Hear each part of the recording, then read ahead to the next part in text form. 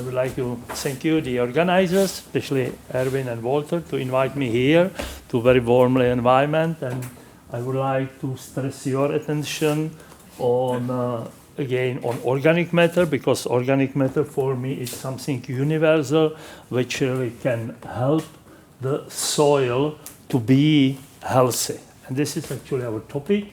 And if we think about organic matter, we always think about productivity and improvement of soil fertility.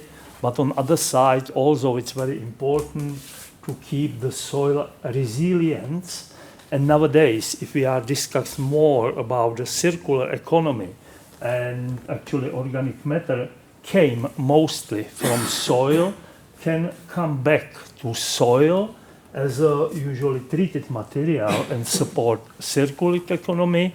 And now you know, many of you, that actually business with carbon is becoming more and more important. And carbon credits are something new in this environment, and organic matter can help substantially with carbon sequestration.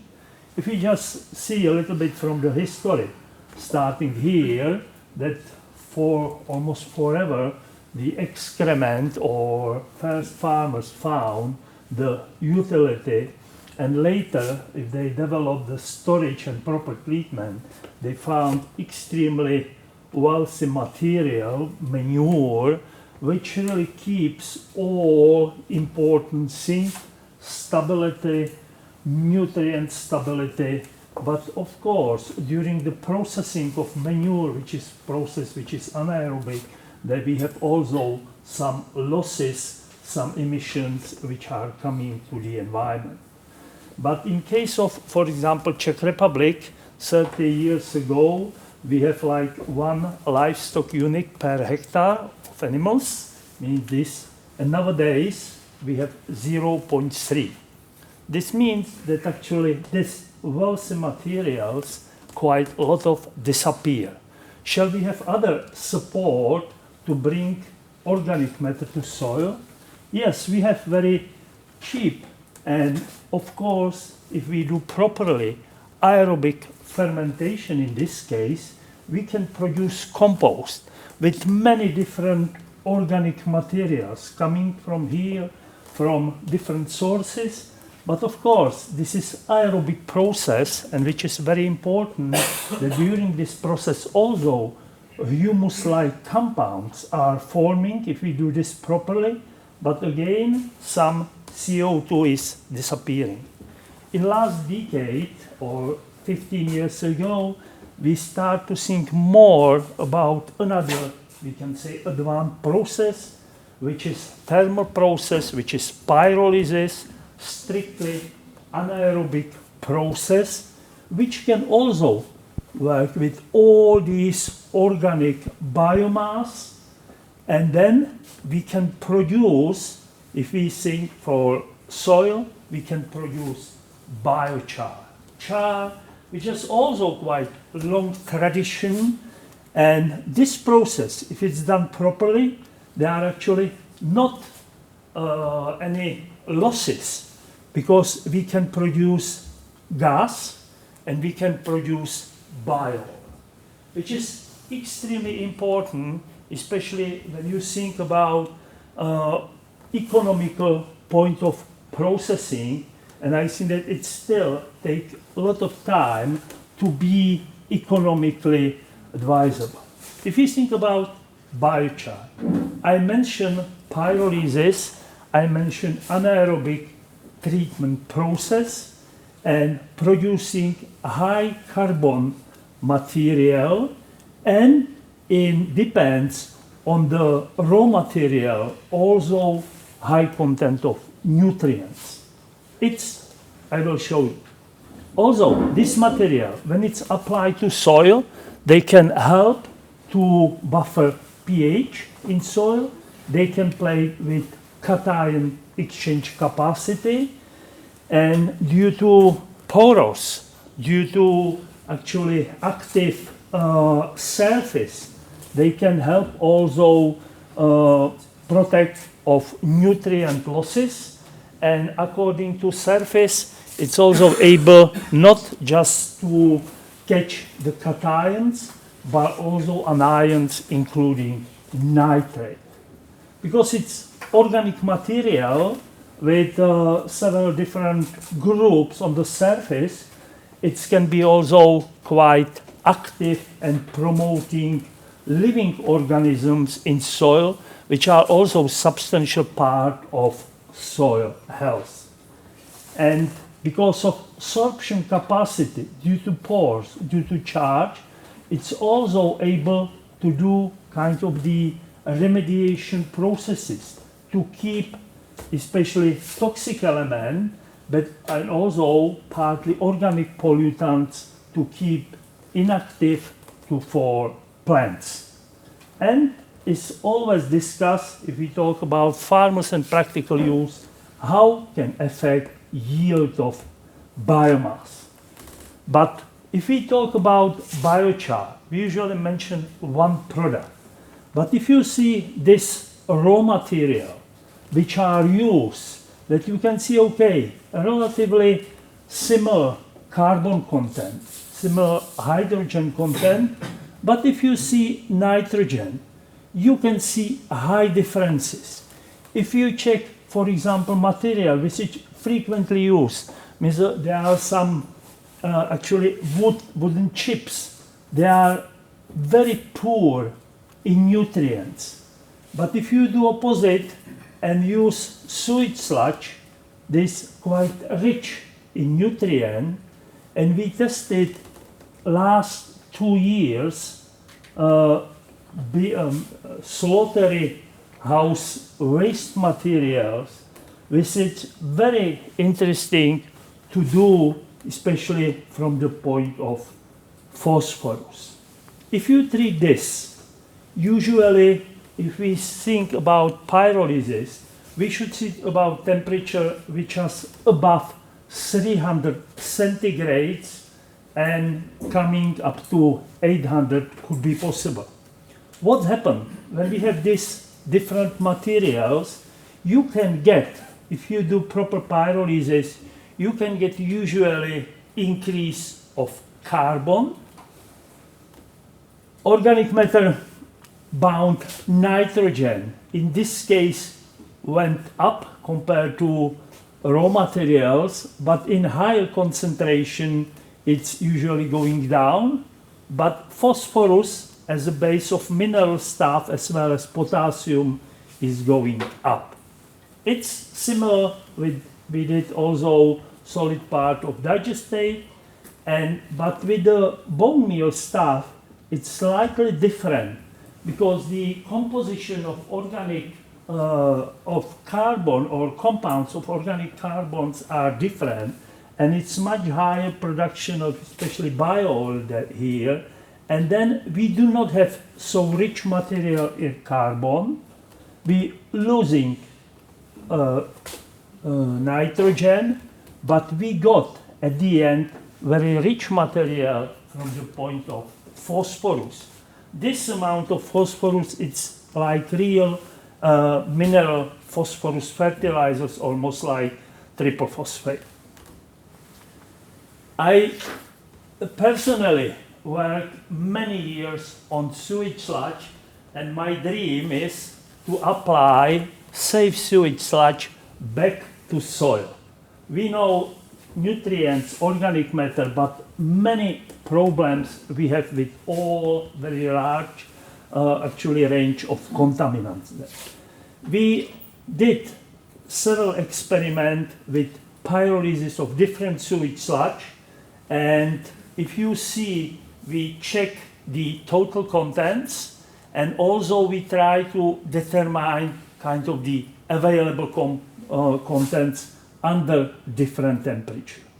When you see this, it's model which show you temperature usually above 300, the losses of total nitrogen content, and almost disappearing all these available nitrogen part.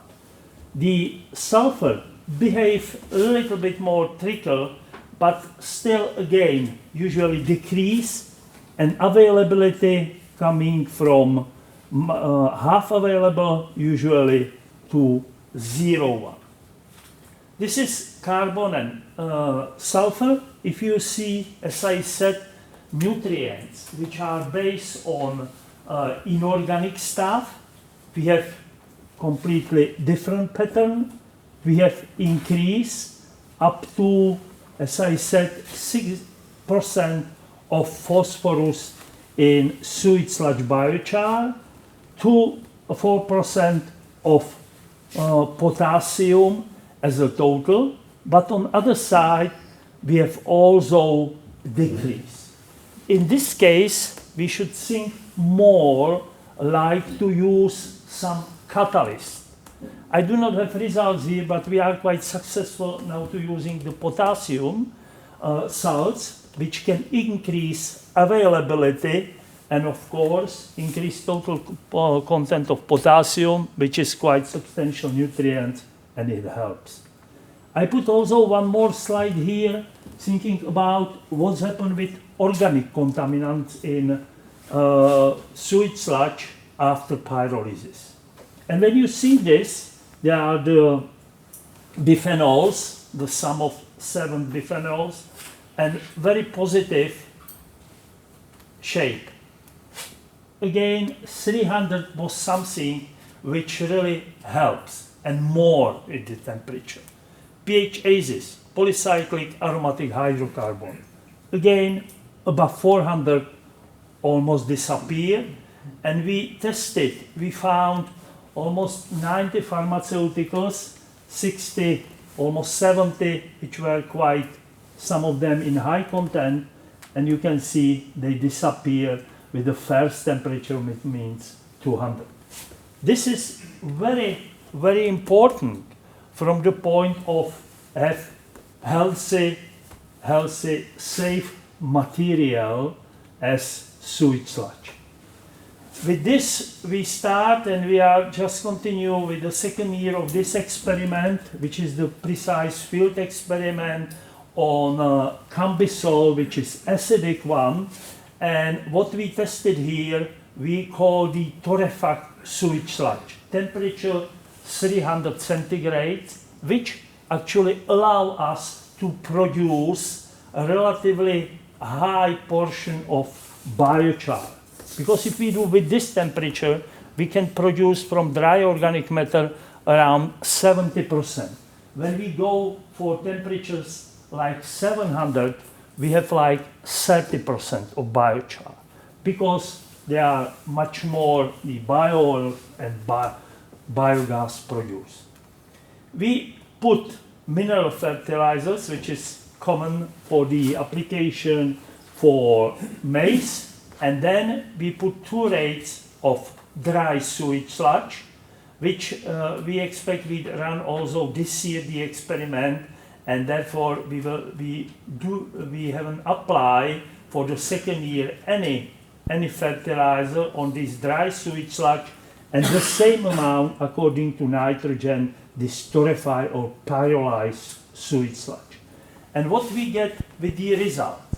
Surprisingly for us, actually, if you think this, and if you think about application of mineral fertilizers for the first year, and everything was applied before sowing, that this is the control treatment with no fertilizers, and we haven't get any effect from the total biomass yield, as well as from grain on cambisol coming from the yield from the application of fertilizers. This is a little bit different debate, but we can concern on our topic, means this is the dry sewage sludge, which is a much higher portion of available nutrients, which you saw from the figures, compared to this torrefied sewage sludge. And you can see in the first year, it's relatively surprising that probably this high amount of nitrogen, it was a little bit depressing the growth at the beginning of the maize, but it was not problem with torrefied sewage sludge, but resulting in lower yields, lower availability. even with these 300 centigrades, we got lower yields. And if we check the uptake, total uptake, either of nitrogen or phosphorus, the differences were slightly different. That was the yield depression was not so seen here, but again, you can see higher yield here, higher total uptake. In case of nitrogen, in case of here, not different, not statistic different very much, but slight difference compared to torrefied material. Only one exception was with potassium, because potassium is mobile. It's mobile, it's relatively easy release with this high content of this, and probably was released for longer period. Sulfur, we haven't found so many differences. If I went through the literature and I want really to find the data which can clearly compare what I said, like manure versus biochar, it's quite hard to get such kind of the experience. I found one comprehensive from Yadav, and what they tested mineral fertilization compared to vermicompost, farmyard manure, biochar, and then they apply NPK plus with all these same organic materials, and they compare. This is the relative comparison with these NPK was like 100 in this case. And what you can see here, you can see, this is not surprising, highest yield on mineral fertilization, but second one was the biochar, which was applied like in these parameters, and that was applied according to a rate for all of these vermicompost, farmyard manure, say. This is a little bit surprising for me, and when you see also the effect here for yield, but what is important, when you check leaching of phosphorus, leaching of nitrate, again, the highest leaching, not surprisingly, was an NPK treatment, but when you see this reduction, the highest reduction, biochar. Biochar, what I mentioned, quite high sorption capacity, were active for anions like phosphate or nitrate, and was active not just alone, but also show very strong reduction compared to vermicompost and farm manure in case of NPK plus biochar. One more thing which I mentioned at the beginning, and we can see here, activity of living organism when biochar was applied, again in both cases was the highest, even compared to very usually advised vermicompost for this activity. I also show here that was the actually comparison of what they did. They compared phosphorus and nitrogen losses compared to harvest ratio, and again when you see this is actually the lowest number were get when either biochar or biochar with NPK was applied, and opposite NPK in case of phosphorus, NPK with farmyard manure and vermicompost again. And the same pattern, almost same pattern, you can see for nitrogen.